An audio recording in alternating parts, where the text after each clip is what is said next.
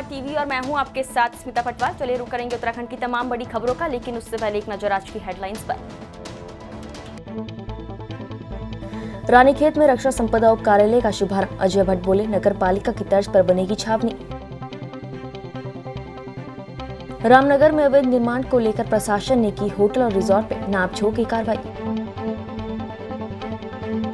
भगवानपुर थाना क्षेत्र में दो पक्षों के बीच हुआ विवाद, युवक की गोली मारकर हत्या।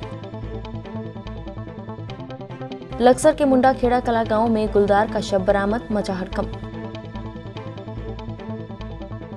रानीखेत में रक्षा संपदा विभाग के उप कार्यालय का शुभारंभ हो गया है। केंद्रीय रक्षा राज्य मंत्री अजय भट्ट ने कार्यालय का शुभारंभ किया। उन्होंने कहा कि कार्यालय मील का पत्थर साबित होगा। लोगों को अब अपने कार्यों के लिए बरेली और लखनऊ नहीं जाना पड़ेगा। उन्हें कार्यालय का लाभ रानीखेत में ही मिल सकेगा। केंद्रीय रक्षा राज्य मंत्री अजय भट्ट ने बताया कि रक्षा भूमि का डिजिटाइजेशन किया गया है। उन्होंने अग्निवीर योजना की सराहना करते हुए कहा कि इस योजना के लाभ आने वाले समय में देखने को मिलेंगे। ये केंद्र की मोदी सरकार की एक सराहनीय पहल है। अल्मोड़ा जिले के विकास कंसल्ट के ग्राम पंचायत पनुवाद्योखन में आगामी 27 जून को ग्राम प्रधान पद के लिए उपचुनाव होना है। विगत कुछ महीने पहले ग्राम प्रधान ने अपने पद से इस्तीफा दे दिया था, जिसके चलते ग्राम प्रधान की सीट खाली पड़ी थी। ग्राम प्रधान उपचुनाव के लिए प्रशासन ने पूरी तैयारी कर ली है। ग्राम प्रधान उपचुनाव के लिए निर्वाचन अधिकारी सोहन लाल कोहली ने बताया कि उपचुनाव के लिए सभी तैयारियां पूर्ण कर ली गई है। ग्राम पंचायतों में प्रधान पद के चुनाव होने हैं और 90 क्षेत्र वार्ड मेंबरों के चुनाव थे। क्षेत्र पंचायत में कोई चुनाव नहीं थे। उनमें से वार्ड मेंबरों में से किसके द्वारा नॉमिनेशन नहीं किया गया और प्रधानों में से 3 ग्राम पंचायतों में प्रधानों का होना था। उसमें से एक में तो कोई नामांकन नहीं हुआ रिजर्वेशन की वजह से। शेष 2 में से एक में निर्विरोध चुना गया और सिर्फ एक ग्राम पंचायत पनुवाद्योखन में ही चुनाव है, जिसमें कि 2 पोलिंग बूथ हैं और उनमें पूरी तैयारियां कर दी गई हैं। 27 तारीख को पोलिंग होगा और 26 तारीख को वहाँ पार्टी मूव करेगी। लक्सर के मुंडा खेड़ा कला गांव के किसान खेत में काम कर रहे थे। किसानों में उस समय हड़कंप मच गया जब उन्होंने गन्ने के खेत में मृत पड़े गुलदार के शव को देखा, जिसकी सूचना इन किसानों ने लक्सर वन विभाग को दी। सूचना पर वन क्षेत्र अधिकारी गौरव कुमार अग्रवाल टीम के साथ मौके पर पहुंचे और मृतक गुलदार के शव को कब्जे में लेकर पोस्टमार्टम के लिए भेज दिया। वन क्षेत्र अधिकारी गौरव अग्रवाल ने बताया कि गुलदार की मृत्यु के कारणों का अभी तक कुछ पता नहीं चल पाया है।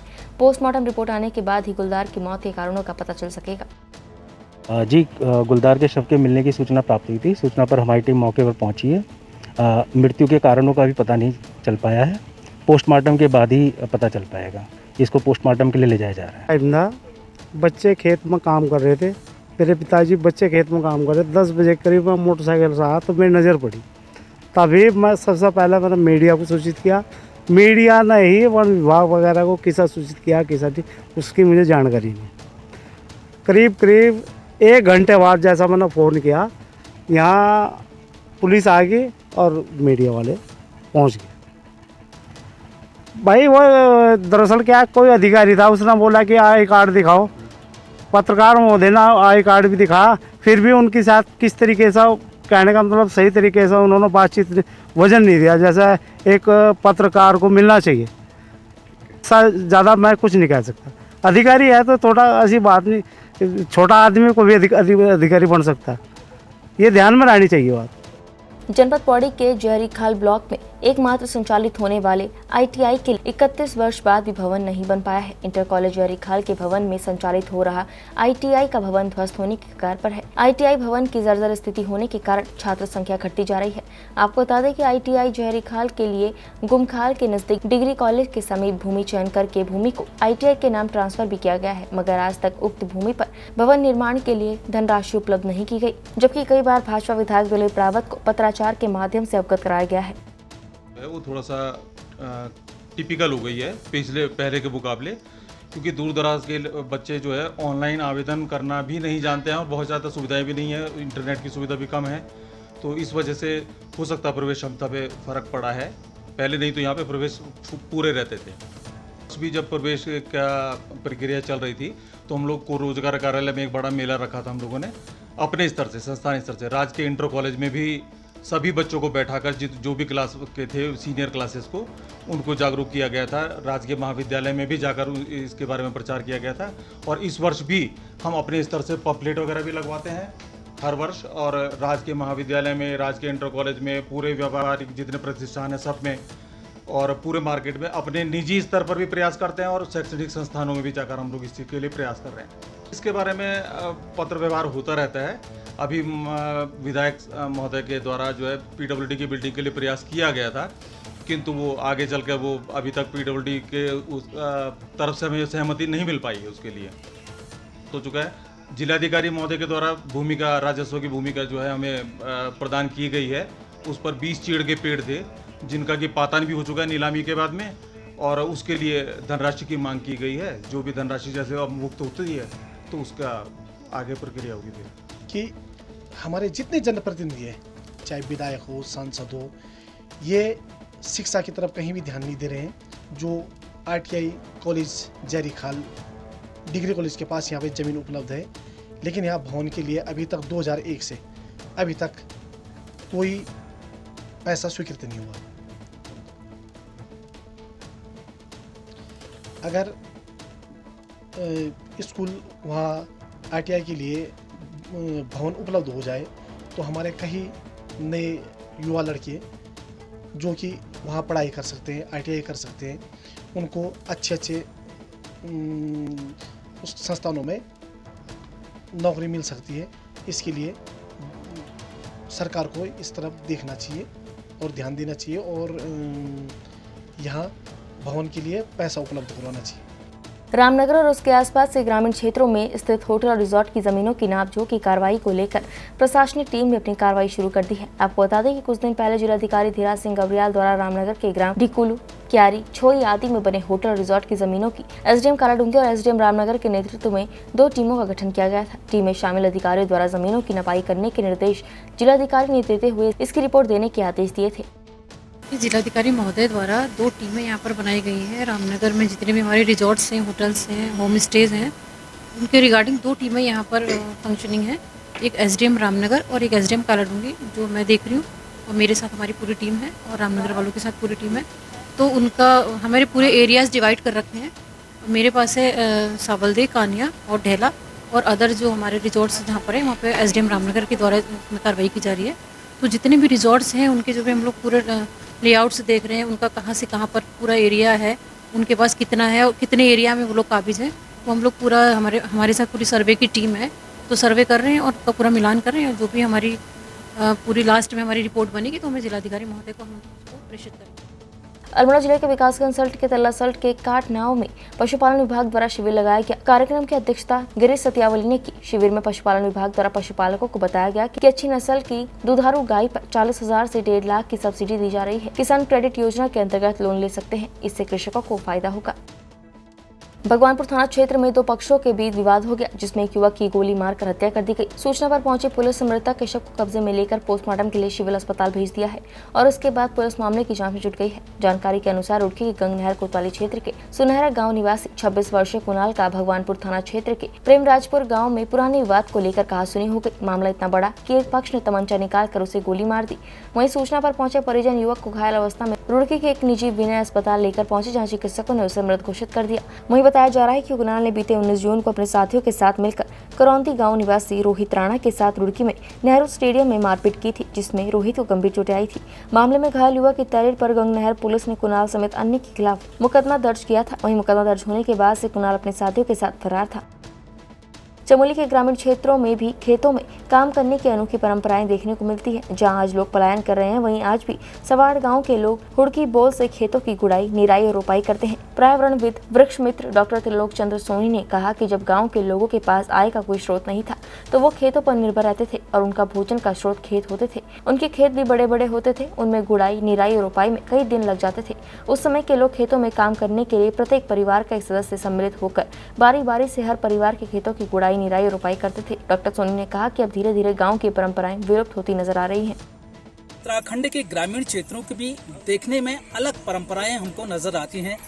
हमारे पूर्वजों की जो ये परंपराएं हैं, आज भी हमारे वर्तमान समय में भी वो हमारे गांव में जीवित है। आज मैं जनपद चमोली के दूरस्थ क्षेत्र ग्राम सवाड़ में आया हुआ हूं और यहाँ ग्रामीण क्षेत्रों का जो यहाँ पर गुड़ाई निराई का काम किया जाता है वो हुड़की बॉल के माध्यम से किया जाता है।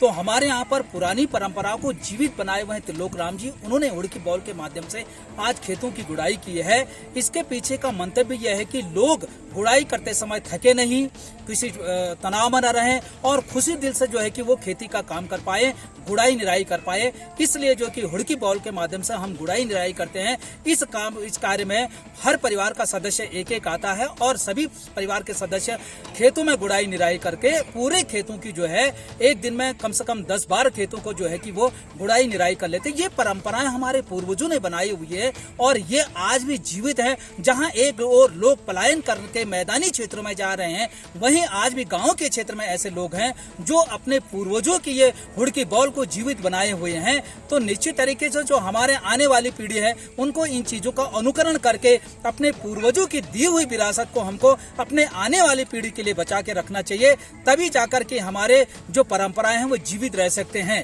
इस गांव की परंपरा, इस किसान की परंपरा को अपने कार्यकाल में भी, अपने जीवन में भी, अपनी माताएं बहनें से भी कार्यक्रम को गुड़ाई निराई खेती का काम ये हुड़किया बॉल के माध्यम से हम लोग इस काम को करते हैं।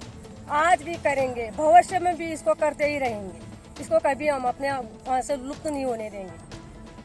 विकासखंड मुंसियारी के ग्राम पंचायत गिन्नी में भी महिलाओं की अगुवाई में ग्राम पंचायत को नशामुक्त बनाने का संकल्प पारित किया गया है। महिलाओं ने सभी घरों सहित गिन्नी बैंड की दुकानों में जाकर गांव को पूर्ण नशामुक्त बनाने के लिए सहयोग की अपील की है। जिला पंचायत सदस्य जगत मरतोलिया ने महिलाओं को फोन कर उनकी पीठ थपथपाई और कहा कि वो शीघ्र गिन्नी गाँव आकर इस गाँव को भी गोद लेने की घोषणा करेंगे। जन संघर्ष मोर्चा अध्यक्ष और जीएमवीएन के पूर्व उपाध्यक्ष रघुनाथ सिंह नेगी ने कहा कि सरकार कर्मचारियों और आमजन के हितों को लेकर बड़े बड़े दावे करती है, लेकिन धरातल पर बिल्कुल इसके उलट है।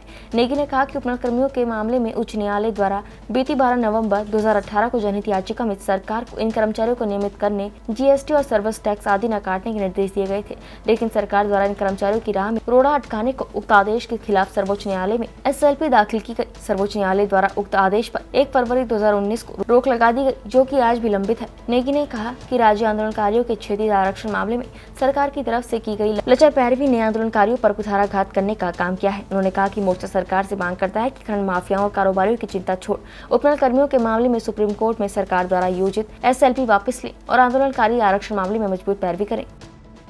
दरअसल सरकार आम जन के और कर्मचारियों के हितों की बात करती है, लेकिन धरातल पर बिल्कुल इसके उलट है। दरअसल मामला यह है कि सरकार अगर खनन कारोबारियों के हित प्रभावित हो रहे होते हैं, उनके हितों की बात आती है तो सरकार बढ़ चढ़ के हिस्सा लेती है और यहाँ तक कि सॉलिसिटर जनरल तक को पैरवी करने के लिए बुलाया जाता है। और वहीं दूसरी ओर अगर हमारे उपनल के कर्मचारी हैं, इनको कुछ देने वाली बात आ गई, इनके अगर हितों की रक्षा करने की बात होती है तो सरकार सुप्रीम कोर्ट में SLP में इनके खिलाफ चली जाती है कि इन गरीबों को न्याय न मिल पाए, कहीं ये अपना हक ना ले लें। इस तरह से इनके हकों पे डाका डालने का काम किया जाता है। वहीं अगर हम राज्य जो आंदोलनकारी हैं उनके क्षेत्रीय आरक्षण के मामले में सरकार बिल्कुल भी मॉडिफाइड जो एप्लीकेशन है, जो उनका एक अपना नोटिफिकेशन है, उसको बचाने में नाकामयाब रहती है। सरकार अपना पक्ष नहीं रख पाती। सरकार की जो वकील है वो किसी न किसी वजह से लचर पैरवी करके सरकार इन राज्य आंदोलनकारियों का हक नहीं रख पाती है।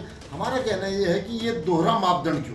खनन कारोबारियों के लिए आप रात दिन कर देते हैं, लेकिन वहीं दूसरी ओर अगर हमारे प्रदेश के कर्मचारी, अन्य विभागों के भी कर्मचारी हैं जो आम जन के हित से जुड़े हुए जो मामले हैं, उनमें सरकार कहीं ना कहीं लचर पैरवी करके कहीं ना कहीं उसको मोड़ देती है और उनको जो हक मिलना चाहिए वो नहीं मिल पाता। तो ये बड़ा दुर्भाग्यपूर्ण है। तो इससे क्या संदेश जाता है? हमारा यही सरकार से कहना है कि जो उपनल कर्मियों के मामले में सरकार ने SLP दायर की हुई है ऑनरेबल सुप्रीम कोर्ट में, उसको वापस ले और जो राज्य आंदोलनकारियों के क्षेत्रीय आरक्षण मामले में उसको जबरदस्त पैरवी करनी चाहिए, जिससे इनको 10% आरक्षण का लाभ मिल सके। पिथौरागढ़ जिला अस्पताल में ENT सर्जन डॉक्टर विभोर मरीजों के लाइन से नहीं आने पर मरीजों से नाराज होकर अपने कक्ष को छोड़कर चले गए। सुबह से डॉक्टर के आने का इंतजार कर रहे मरीजों की फजीहत देखकर मुंसियारी के जिला पंचायत सदस्य जगत मरतोलिया ने मुख्य चिकित्सा अधीक्षक डॉक्टर KC भट्ट को फोन कर घटनाक्रम बताते हुए शिकायत की। तब जाकर 1 घंटे के बाद डॉक्टर आए। जिला पंचायत सदस्य जगत मरतोलिया ने जिला अस्पताल के मुख्य चिकित्सा अधीक्षक डॉक्टर KC भट्ट और मुख्य चिकित्सा अधिकारी डॉक्टर HS हांकी को फोन से इसकी जानकारी दी। दोनों अधिकारियों ने मामले की जाँच कर उचित कार्रवाई का आश्वासन दिया है। उत्तराखंड की तमाम बड़ी खबरों में फिलहाल इतना ही। बाकी खबरों के लिए देखते रहिए पहाड़ TV। नमस्कार।